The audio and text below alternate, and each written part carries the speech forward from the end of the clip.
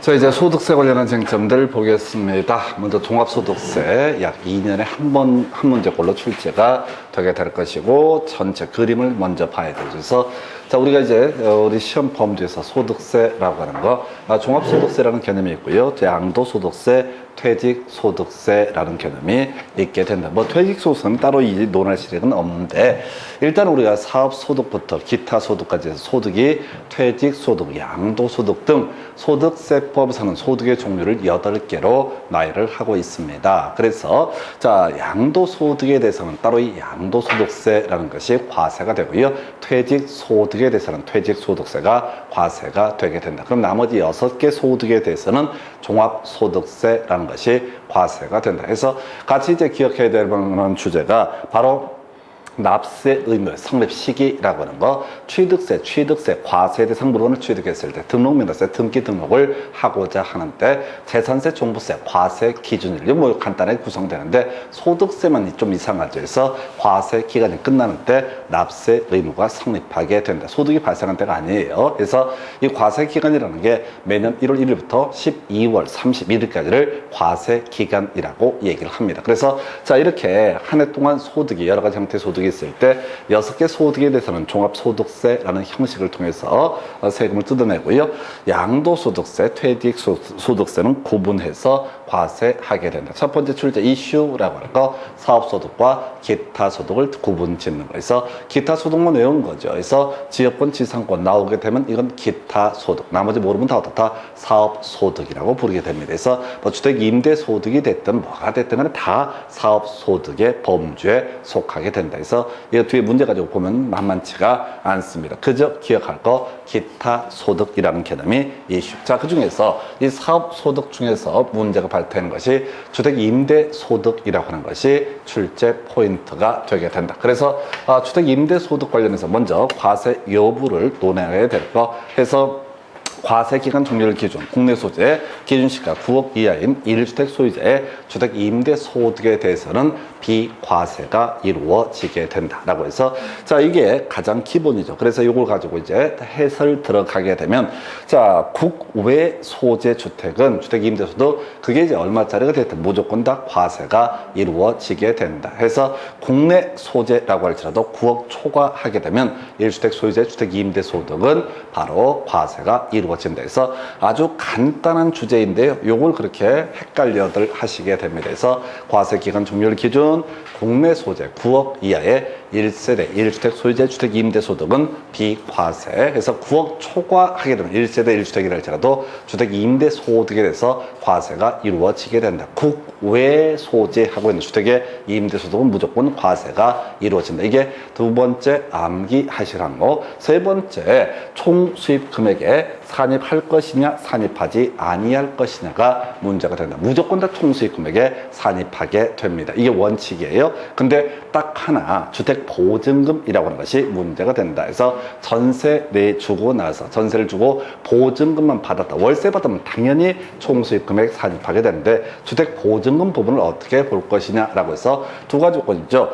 자, 2주택 이하를 소유한 자가 받은 보증금이라고 하는 것은 이것은 총수입 금액에 산입하지 않는다. 그러니까 내가 집 한 채 갖고 있으면서 한 채를 전세를 주고 보증금만 받았다. 그러면 이때는 총수입 금액 자체가 제로가 되게 된다. 그래서 이때는 자, 종합소득세 과세 대상이 아니다. 그리고 두 번째 3주택 이상을 소유하고 있다라고 할지라도 이 보증금 합계액이 3억 이하가 되게 되면 어떻다? 비과세. 그래서 이 얘기죠. 국내 소재 3주택 이상을 소유하고 3억을 초과하는 보증금을 받았을 때만 일정한 계산식에 따라서 간주 임대료라고 해서 총 수입 금액에 산입하게 된다. 그래서 이걸 텍스트를 읽는 게 아니에요. 여기서 자, 이 파트에서는 3개 다 외우셨습니다. 나머지 이걸 가지고 뛰어넘는 문제는 찍어서 푸는 걸 제외하고는 의미가 없어요. 첫 번째 포인트가 바로 기타 소득과 사업 소득을 구분 짓는 것이 첫 번째 쟁점. 해서 기타 소득, 지역권, 지상권 나오게 되면 어떻다? 이것은 기타 기타 소득. 나머지 모르면 다 어떻다? 사업 소득으로 해석한다. 두 번째 이슈. 자, 주택 임대 소득 중에서 비과세, 국내 수대 9억 이하의 1세대 1주택 소유자의 주택 임대 소득에 대해서는 비과세, 9억 초과에 관한 국외 소재이면 어떻다? 이때는 주택 임대 소득 과세 이루어진다. 한편 주택 임대 소득을 계산함에 있어서 총 수입 금액 어떻게 계산할 것이냐? 다 총 수입 금액의 수입으로 잡게 된다. 근데 주택 보증금이라고 하는 것은 자, 일단은 3주택 이상 소유해야 되고 그다음에 3억 이상 보증금 합계액이 3억 이상이 됐다는 전제 하에서 일정한 계산식에 따라서 총 수입 금액에 포함을 시키게 된다. 나머지는 다 의미가 없어요. 뭐 부부 합산이 뭐 이런 것들은 틀리든 맞든 전혀 가치가 없는 지문 이렇게 해석을 합니다. 그래서 종합소득세 하면 세 개 딱 머릿속에 떠오를 정도로 숙달되셔야 돼. 이거 일 없이 읽어봐봤자요. 제가 다 공부해봤잖아요. 아무 의미 없어. 저는 설명도 하려고 이렇게 몇 번을 보고 하면 이 텍스트를 보면 그게 기억이 나. 제가 자료를 만드니까. 근데 실제 지문에 나오게 되면 이게 이건가 저건가 헷갈릴 수밖에 없거든요. 여러분들은 저보다 더 공부를 덜 하기 때문에 당연히 기억을 못해야 정상이고요. 그래서 세 개만 기계적으로 외운다. 이런 마음으로 접근을 하셔야 됩니다. 그래서 자, 이제 문제 지금 이제 세 문제 나와 있나요? 해서 가지고 보겠습니다. 첫 번째, 자, 부동산 등을 임대해서 발생한 소득 등에 관한 설명. 틀린 것. 자, 지상권 나와 있다. 그러면 어떻다? 얘는 기타 소득에 해당이 된다. 그러면 나머지 부동산 임대업에서 발생하는 소득이라고 하는 것은 뭐가 된다? 사업 소득에 해당된다. 그래서 지상권 부분은 사업 소득에서 제외한다. 너무 쉬우니까 이렇게 약간 풀어서 쓰는 거야. 그냥 사업 소득에서 제외한다. 그럼 너무 쉬우니까 부동산 임대업에서 발생하는 소득에서 제외한다. 부동산 임대업에서 발생하는 소득은 뭐가 되고 사업 소득이 되게 된다. 2번 질문이요. 부동산 임대업에서 발생하는 소득은 사업소득에 해당한다. 포인트, 사업소득 앞에 뭐만 없으면 돼? 지상권, 지역권만 없으면 어떻다? 사업소득에 해당된다. 3번, 주거용 건물 임대업에서 발생하는 결손금은 종합소득 과세 표준 계산할 때 공제한다. 일단 유보. 자, 4번 질문요. 부부가 각각 한 채씩, 주택을 한 채씩 보유한 상태에서 그 주택을 임대하고 연간 1,800만 원 임대를 받았을 때 과세 대상이다. 가보겠습니다. 포인트 뭐야? 과세 대상이다 라고 하는 게 포인트. 그럼 우리가 외웠던 건 비과세 대상이라는 개념이 있었죠. 국내 소재 9억 이하의 1세대 1주택 소유자의 주택 임대 소득이라는 것은 어떻다? 비과세가 되게 된다. 그래서 자, 이건 이제 부부 별산제가 되나요? 해서 부부 합산제가 되는 거죠. 그래서 제가 아까 그런 말씀을 드렸었죠. 재산세, 종부세 이런 거 할 때는 부부 별산제다. 고객이니까 내년에 또 세금 받을 거니까 잘 해줘야 돼. 그래서 세금을 좀 깎아주는 그런 뉘앙스로서 부부 별산제 이렇게 가게 되죠. 그래서 아까 우리가 이제 예를 들었던 게 10억짜리 주택을 부부가 공동 소유하고 지분이 똑같다라고 하게 되면 5억 가지고 있는 것으로 봐서 어떻다? 종부세, 과세 대상이 아니다. 이렇게 이제 보유세는 부부 별산제를 채택을 하고 있고 소득세 같은 건요. 얘가 올해 한번 소득이 생겼을 뿐이지 내년에 어떻게 될지 모르거든. 그래서 지금 삥을 뜯어내야 돼. 그래서 합산하게 된다. 그래서 부부가 각각 한 채 주택을 소유하고 있다. 이미 2주택 소유자가 되게 된다. 그래서 금액이 얼마가 됐든 간에 이것은 어떻다? 바로 과세 대상에 해당이 된다. 이렇게 이제 가게 되는 거. 상당히 까다로운 지문입니다. 그래서 과세 대상이라는 표현을 봤을 때 비과세 대상이라는 개념을 바로 떠올리셔야 돼. 해서 이렇게 보셨고 그 다음에 임대 보증금액 간주 임대를 계산함에 있어서 금융 수익을 차감할 때 어쩌고저쩌고 쭉 나와 있어요. 자, 그러면 이제 이 문제는 답이 이제 5번으로 구성을 하게 되는데 이건 풀 수 없는 문제입니다. 5번이 왜 틀렸다 이런 것 자체를 설명할 수는 없고 의미도 없어요. 그럼 이제 가는 거지. 자, 요거는 이제 1번 오른편, 2번 오른편 간단한 주제고요. 그 다음에 좀 어려웠던 게 4번 지문도 오른편 이렇게 갑니다. 그 다음에 이제 주거용 건물 임대에서 발생한 결손금이라는 것은 종합소득 과세 표준 계산할 때 공제한다. 무슨 얘기냐면 주거용 건물 임대업에서 소득이 발생하면 이걸 뭐라고 한다? 사업소득이라고 부르게 된다. 자, 그런데 월세를 안 낸 경우가 있다는 얘기죠. 임차인이 월세를 내지 않았다. 이게 뭐냐면은 실제 소득이 잡혔을 때 종합소득세, 사업소득을 보는 게 아니라 임대차에 있어서는 그 납부할 날짜가 정해져 있잖아요. 그때 이미 어떻다? 소득이 발생한 것으로 간주를 해버립니다. 근데 그렇게 해야 되지. 안 그러면 이제 세금 계산이 너무 복잡해지잖아.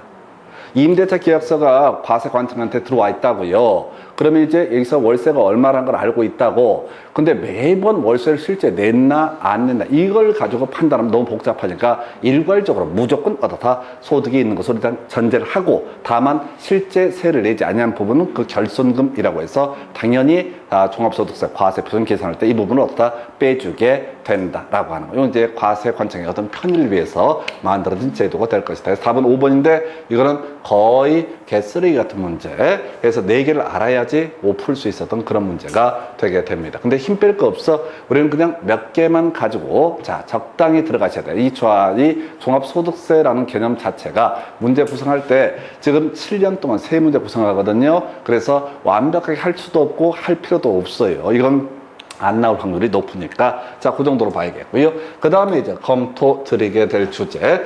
자, 볼까요? 자, 거주자 부동산 임대 관련해서 발생한 소득에 관한 설명. 틀린 것은 해서 국외 소재 주택 임대 소득은 바로 과세가 되게 된다. 우리가 이제 과세된다라는 표현 나오면 비과세 기억해야 되죠. 국내 소재 9억 이하의 1세대 1주택 소유자의 주택 임대 소득은 비과세라고 하는 거. 그것만 가는 거야. 해서 1번 오른편. 2번 집은 3주택 그리고 보증금 합격이 2억일 때 총 수입 금액에 산입한다. 이거 틀리게 구성했었죠. 제일 어려운 문제입니다. 그래서 자, 우리가 총 수입 금액에 산입 다 합니다. 그런데 3주택 이하 소유자 받은 30대 이상 소유하고 있는 사람이 받은 보증금 합격이 3억 초과가 됐을 때는 어떻다? 총 수익 금액에 산입을 한다. 이 얘기는 뭐냐면 집 3채를 가지고 있으면서 2채를 전세를 주는 거야. 그리고 거기서 받은 보증금 합격이 3억을 초과하게 되면 그때는 일정한 계산식에 따라 계산한 금액을 어떻다? 임대료, 간주 임대료로 계산해서 바로 종합소득세 과세가 되겠다. 집 2채까지는 어떻다? 이때는 종합소득세 과세하지 않는다. 물론 월세를 받으면 그때는 종합소득세 과세 대상이 되게 된다. 해서 답은 2번이었고요. 3번 2주택과 2개 상업용 건물을 소유하고 있는 사람이 보증금 받았을 때 2개 상업용 건물에 대해서만 자 일정한 금액을 간주 임대료로 총 수익 금액에 산입한다. 포인트 뭐라고요? 산입한다라고 하는 거. 다 산입하는데 뭐만 주택의 보증금이라고 하는 것은 일정한 조건에서 다 산입하지 아니한다. 그래서 2개 주택을 가지고 있다라고 한다면 이때는 주택 보증금이라고 하는 것은 다 총 수익 금액에 산입하지 아니한다. 그래서 상가 부분만 총 수익 금액에 산입한다. 이런 식의 노획이 주택 임대 소득이 과세된 고가 주택은 9억을 초과하는 주택을 말한다. 해서 아까 9억 이하라고 하는 9억 이하 국내 소재 9억 이하 1세대 1주택 소유자 주택 임대 소득은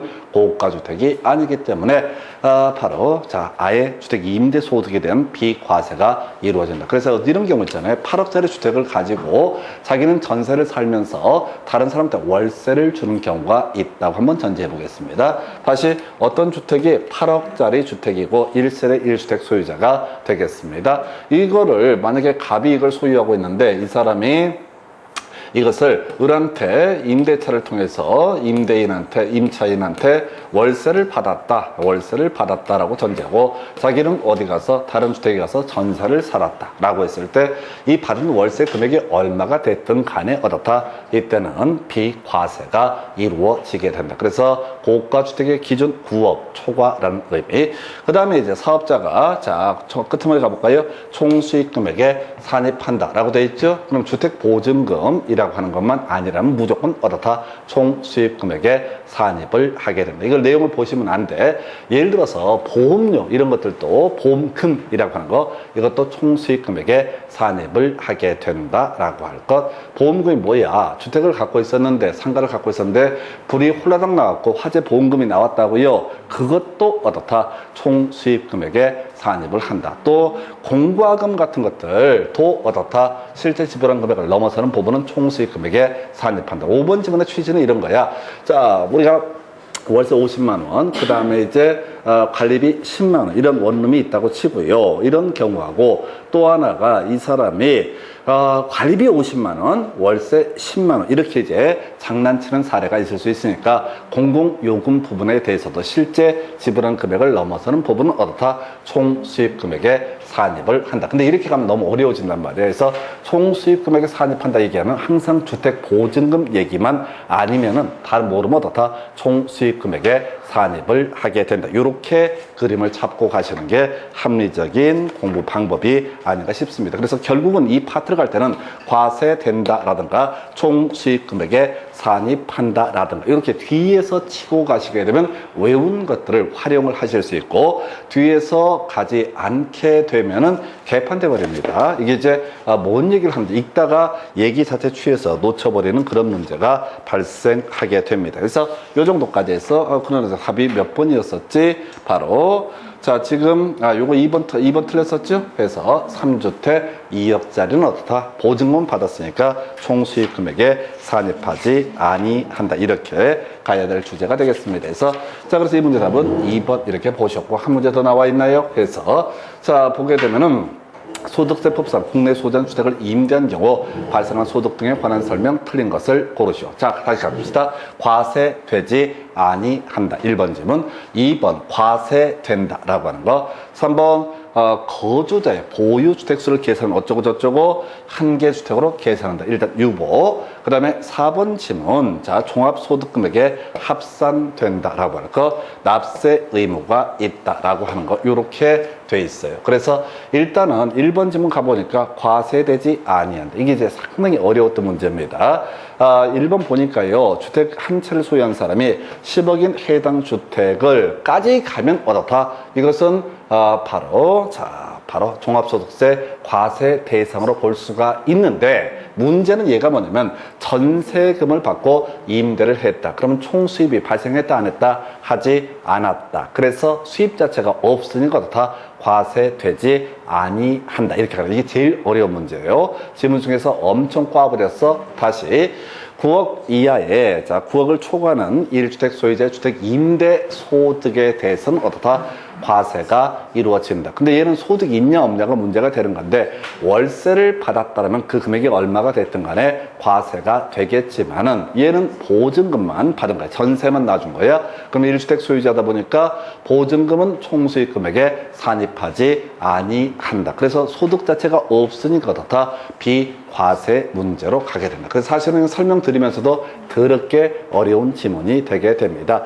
2번 지문요. 자, 주택 두 채를 소유한 사람이 한 채는 월세, 한 채는 전세계약. 그때 월세 부분에 대해서만 어떻다? 바로 과세가 이루어질 수 있다. 그 다음에 이제 3번 거주자의 보유주택수를 계산함에 있어서 다가구주택, 원룸입니다. 원룸으로 봅니다. 그래서 한 개 주택으로 보되 구분 등기가 됐으면 어떻다? 각각을 한 개 주택으로 본다. 특별히 어려움이 없을 지문. 그 다음에 주택 임대로 얻은 과세 대상 소득은 사업소득.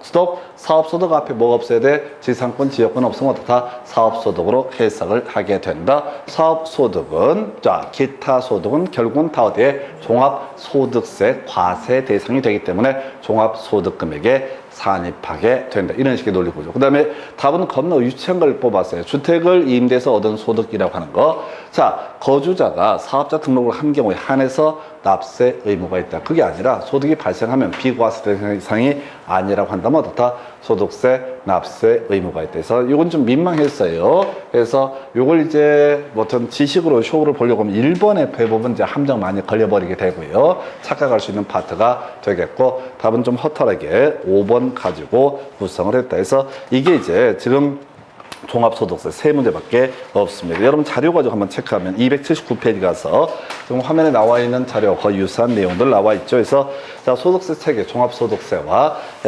양도소득세, 퇴직소득세 세 개로 대비를 볼 수 있겠다. 그래서 이 종합소득세에서는 사업소득과 기타소득으로 간다. 그래서 기타소득이 기억할 게 뭐라고요? 지역권, 지상권은 어떻다? 기타소득의 범주에 해당이 된다. 나머지 모르면 다 어떻다? 사업소득. 어찌됐든 사업소득이든 기타소득이든 종합소득금액 계산할 때 모두 포함을 시키게 된다. 아까 그리고 결손금 있게 되면 실제 받지 못한 부분에 대해서는 어떻다? 그만큼 빼주게 된다. 이런 내용이 있었고요. 여러분 자료 몇 페이지? 자, 281페이지, 80페이지 가서 주택 임대소득에 대한 종합소득세라고 해서 지금 정리를 해놨어요. 해서 비과세라고 해서 국내수재 9억의 1주택 소유재 주택 임대소득은 월세를 얼마를 받았던 간에 어떻다? 비과세 대상이 되게 된다. 그래서 9억 초과한 사람이 주택 임대 소득이 있다라면 그때는 과세가 이루어진다. 1세대 1주택 소유자라 할지라도. 그 다음에 이제 국외 소재 주택에 대해서는 주택 수와 무관하게 무조건 종합소득세 과세가 된다. 총수입금에 포함되는 것과 제외되는 것 다 포함된다. 그런데 주택보증금만 이슈가 된다. 그래서 이 주택 이해 소유자가 받은 주택보증금이라는 것은 금액을 불문하고 무조건 총수입금액에 산입하지 아니한다. 한편 3주택 이상 소유하고 있는 사람일지라도 받은 보증금 합계액이 3억 이하가 되게 되면 다 총수입금액에 산입하지 아니한다. 요것만 달달달 가시는 거예요. 나머지 문제 약간 흔들어주고 말고의 문제는 그 다음 문제로 해석을 하실 거예요. 이게 종합소득세 관한 주제 이렇게 끊어가시고요.